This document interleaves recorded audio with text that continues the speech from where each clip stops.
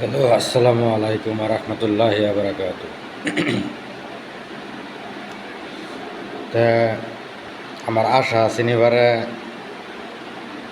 রোজার মাসে বাইর যাইমগা, বাইরগা পরিবারের লগে একলগে সবই রোজা করাম, নামাজ পড়াম, তারাবি পড়াম। তে দুর্ভাগ্যজনক ঘটনা, হিমন্ত মামা আমরা বাড়িঘর ভেঙে দিছে, বহুত পয়সার পেছা পড়ে গেছি। কই যাইম, কইগা রোজা করাম, থাকবার জায়গা নাই। এই ফেসে বাড়িতে গিয়া রোজা টোজা রাখতে পাইলাম না। এটা বিরাট দুঃখের কথা আমার। হিমন্ত মামাই সব বাড়িঘর ভেঙে দিছে, মাটি সারি সব লয়ে গেছে গা। এই ফেসে বাইর গিয়া রোজা টোজা করার হইতাছি না। কেরালা থাহি কাম না করলেও পরিবার চলে না। তে আল্লাহর কাছে এটাই আমার চাওয়া, আল্লাহ যাতে অতি শিগগিরে যাতে পয়সার মধ্যে বরকত দেয়, আমার শরীরটা যাতে ভালো রাখে, যাতে অতি শিগগিরে যাতে আমি মাটি বাড়ি লইবার ভাই, বানাইবার ভাই। আশা করছি আগামীতে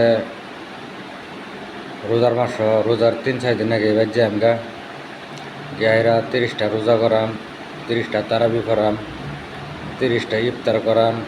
এটা আমার আশা, আল্লাহর কাছে কইতাছি। আল্লাহ যাতে আরেকবার আমার 30টা রোজা, 30টা তারাবি যাতে আমার পড়বার তৌফিক যাতে আমার দেয়। সবই দোয়া করবেন, আর ভিডিওটা শেয়ার করে দিবেন, লাইক করবেন, আর যে ইউটিউবে দেখবেন তো সাবস্ক্রাইব করবেন, বুঝছেন? তো সবাই আমার লাগিয়া দোয়া করবেন যাতে অতি শিগগিরে যাতে আমি মাটি বাড়ি লইতারি কিনিয়া লইয়া যাতে ঘর বানায়া আরেকবার রোজার আগে আগে যাতে আমি বাইর যাইবার ভাই, বুঝছেন? দেখুন, আমরা আল্লাহর কথা মানবার ভাই না, কিন্তু সরকারের কথা নিশ্চয়ই মানুন লাগে।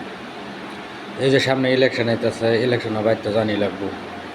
এই যে আল্লাহ দেওয়া মাসটা, পবিত্র মাস, রোজার মাস, আল্লাহ কইছে 11 বছর যেটাই করস না করস, রোজার মাসটা তোরা রোজা করবে, নমাজ পড়বে। এই মাসের মধ্যে বরকত, দান সব কিছু বেশি বেশি আছে, সব টপ সব বেশি আছে। কিন্তু তেও আমরা বুঝি না, নমাজ রোজা পড়ি না, রাহি না। তো এটাও একটা বিরাট দুঃখের কথা। আল্লাহর আইন আমরা মানি না, কিন্তু সরকারের আইন আমরা নিশ্চয়ই মানি, বুঝছেন? বুড়ের সময় বা জানলা বউয়ের মধ্যে হেরিং